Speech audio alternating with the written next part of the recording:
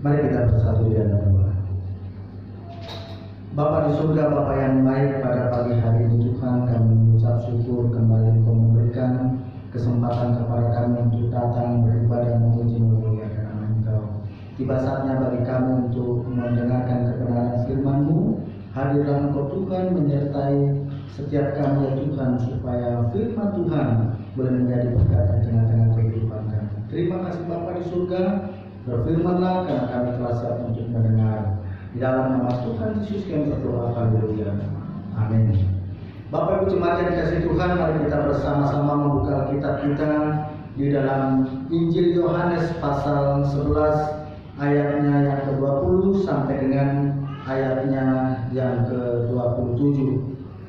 Sekali lagi Injil Yohanes pasal 11 ayat 20 sampai dengan ayatnya yang ke-27. Saya akan membacakan untuk kita semua, demikian firman Tuhan. Ketika Marta mendengar bahwa Yesus datang, ia pergi mendapatkannya, tetapi Maria tinggal di rumah. Maka kata Marta kepada Yesus, "Tuhan, sekiranya Engkau ada di sini, saudaraku pasti tidak mati. Tetapi sekarang pun aku tahu bahwa Allah akan memberikan kepadamu segala sesuatu yang engkau minta kepadanya." Kata Yesus kepada Marta, "Saudaramu akan bangkit." Kata Marta kepadanya, "Aku tahu bahwa ia akan bangkit pada waktu orang-orang bangkit pada akhir zaman." Jawab Yesus, "Akulah kebangkitan dan hidup. Barang siapa percaya kepadaku, ia akan hidup walaupun ia sudah mati. Dan setiap orang yang hidup dan percaya kepadaku tidak akan mati selama-lamanya. Percayakah engkau akan hal ini?" Jawab Marta, "Ya Tuhan, aku percaya bahwa Engkau Mesias, Anak Allah, Dia yang akan datang ke dalam dunia."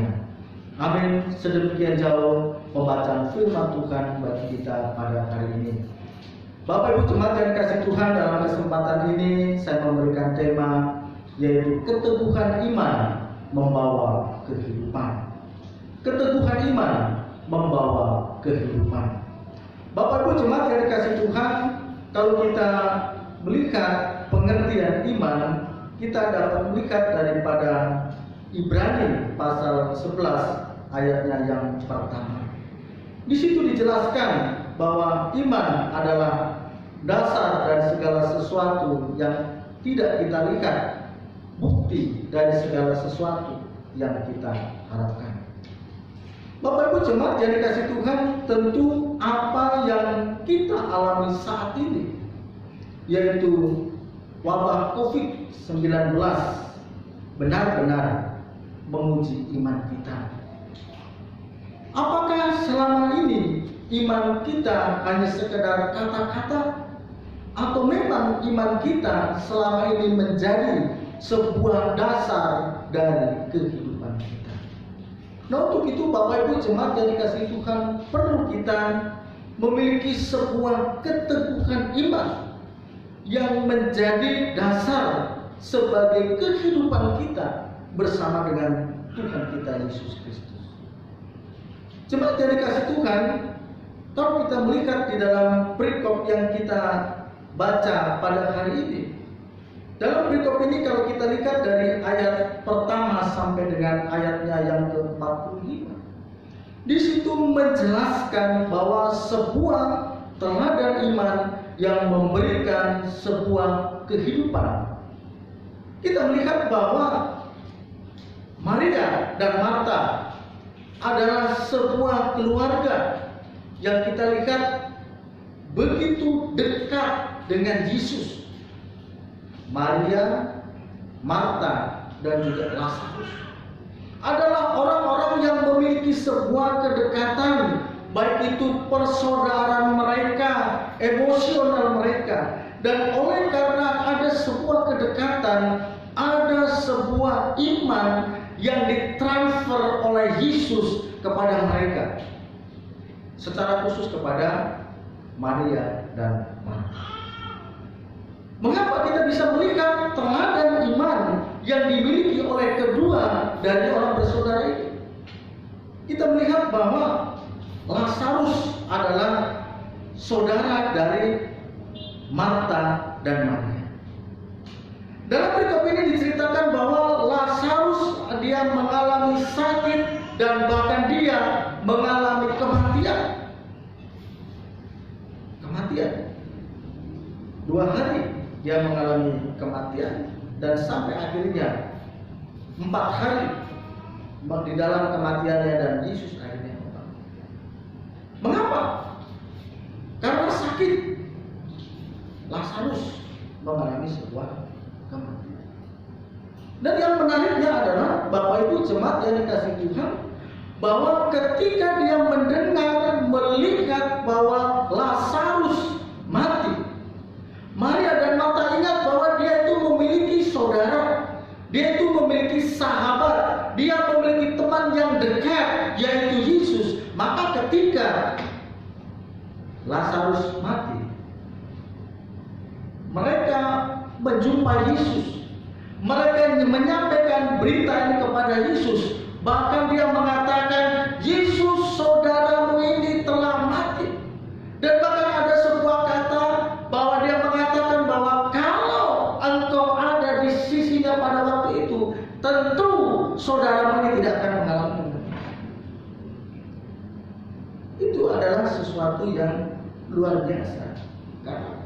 Karena Maria dan Marta memiliki hubungan yang baik, memiliki hubungan yang dekat dengan Yesus. Nah, kalau kita perhatikan Bapak Ibu jemaat yang dikasih Tuhan, misalkan kita baca dari 20 sampai 22 dikatakan, ketika Marta mendengar bahwa Yesus datang, ia pergi mendapatkannya, tetapi Maria tinggal di rumah. Maka kata Marta kepada Yesus, Tuhan, sekiranya engkau ada di sini, saudaraku pasti tidak mati.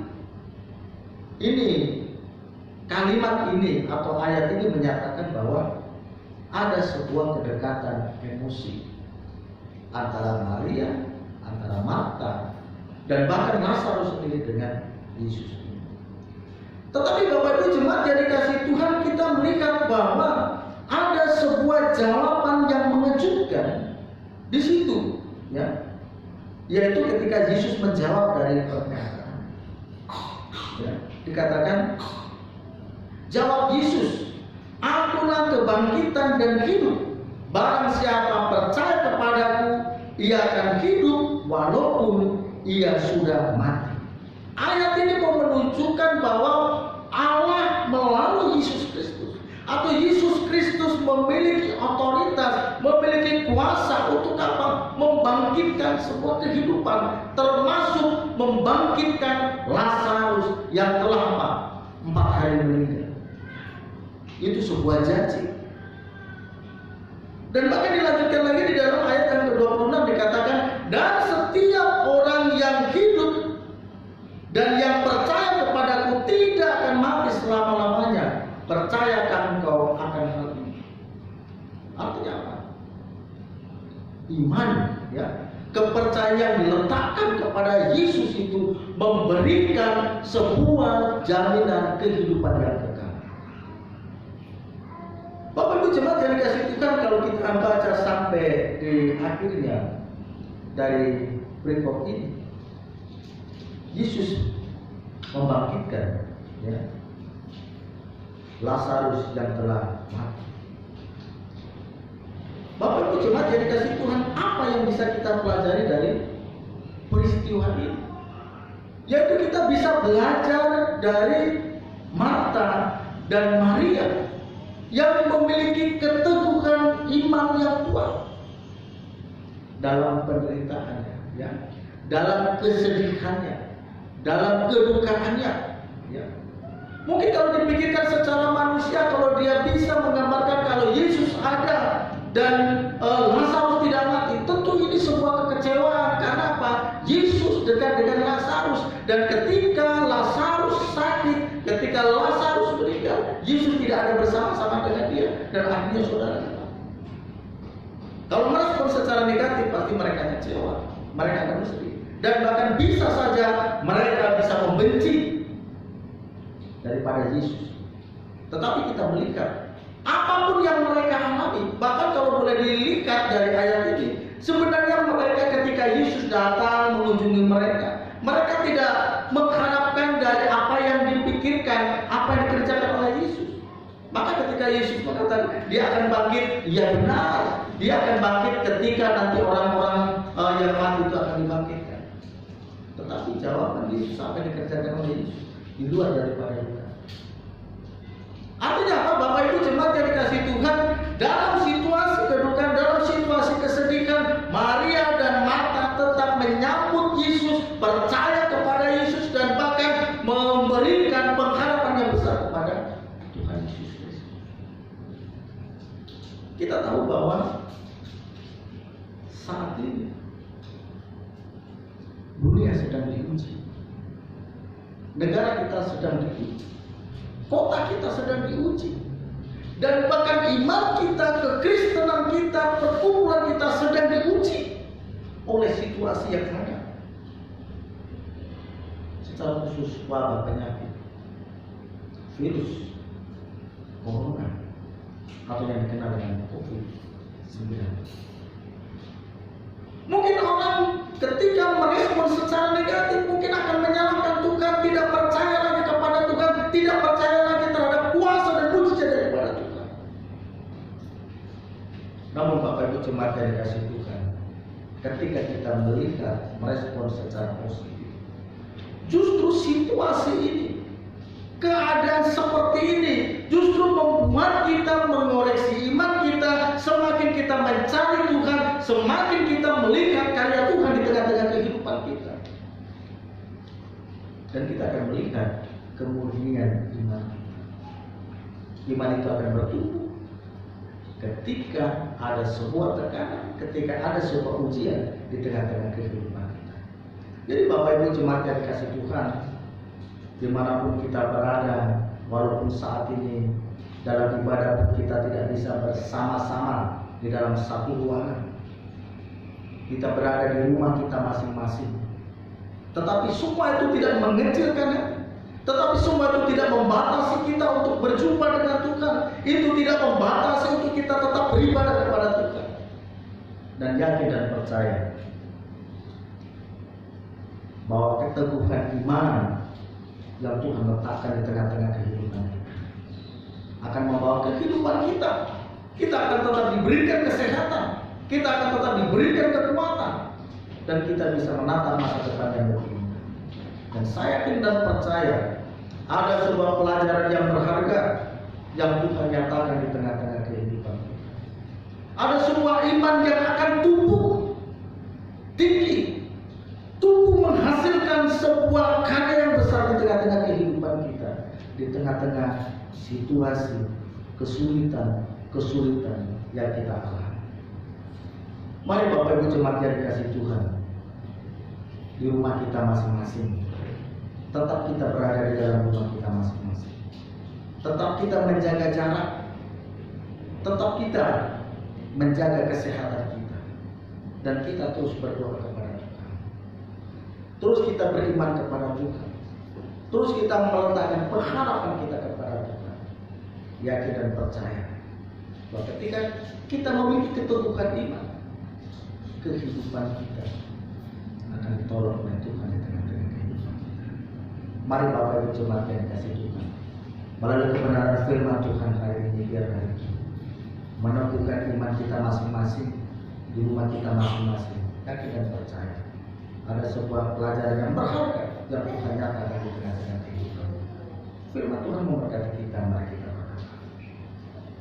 Kami bersyukur kepada Bapa di surga untuk kebenaran firman Tuhan yang telah Engkau nyatakan di tengah-tengah kehidupan kami. Ajari kami Tuhan dalam situasi yang kami hadapi saat ini membuat kami terus mencari Tuhan, terus kami beriman kepada Tuhan, dan bahkan menemukan iman kami untuk mendekatkan diri kepada Engkau ya Tuhan. Meteraikanlah firman-Mu Tuhan, dan berkatilah seluruh jemaat-Mu dimanapun mereka berada. Di dalam nama Tuhan Yesus Kristus kami berdoa. Haleluya. Amin. Mari kita bersama-sama berdoa Bapa kami. Bapa kami yang di surga, dikuduskanlah nama-Mu, datanglah kerajaan-Mu, jadilah kehendak-Mu di bumi seperti di surga. Berikanlah kami pada hari ini makanan kami yang secukupnya, dan ampunilah kami akan kesalahan kami, seperti kami juga mengampuni orang yang bersalah kepada kami. Dan janganlah membawa kami ke dalam pencobaan, tetapi lepaskanlah kami daripada yang jahat. Karena Engkau yang punya kerajaan, dan kuasa, dan kemuliaan sampai selama-lamanya. Amin. Kita akan mengakhiri ibadah kita, mari kita pujikan doksologi kepada Allah berpuji.